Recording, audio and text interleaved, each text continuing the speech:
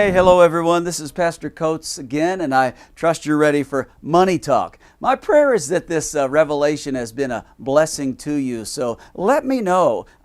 Send me a message, text me, call me. I'd really appreciate your feedback. So I want to jump right into today's myth. And I can guarantee you this one is really going to get your attention today. It's a big one. Now here's the myth. Listen carefully. Here's the myth. Here's the statement. But Pastor, people only have so much to give. I've heard that many times, and I'm sure that you have as well. You got to be really careful about how many offering appeals and how much you talk about seed and how much you ask people to challenge them to give, because people only have so much to give. You know, you can't get blood out of a turnip. Have you ever heard that? Well, listen carefully. That's actually a myth. And today I'm going to help you with this. Let me ask you a question. How many of you would like to give more than what you're able to give?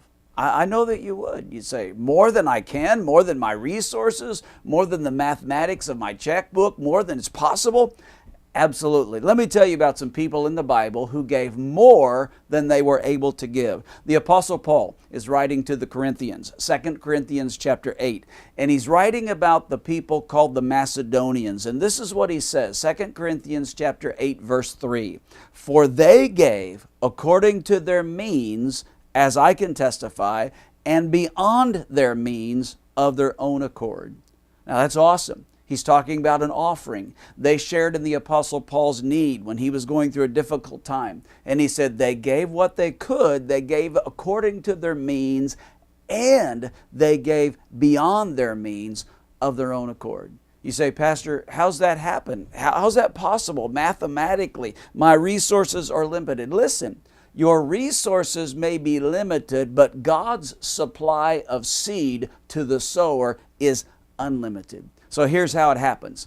When you sow, God releases more. Luke 6:38, I know you know Luke 6:38, it says, give, and it will be given to you. Good measure, pressed down, shaken together, running over, will be put into your lap. For with the measure you use, it will be measured back to you. So listen to what happens. When you give, God moves upon other people. Give, and it shall be given to you. And now you've got more than you had. So now you're able to give more than what you even had to give. You say, well, Pastor, I just don't believe that. Well, let me ask you another question.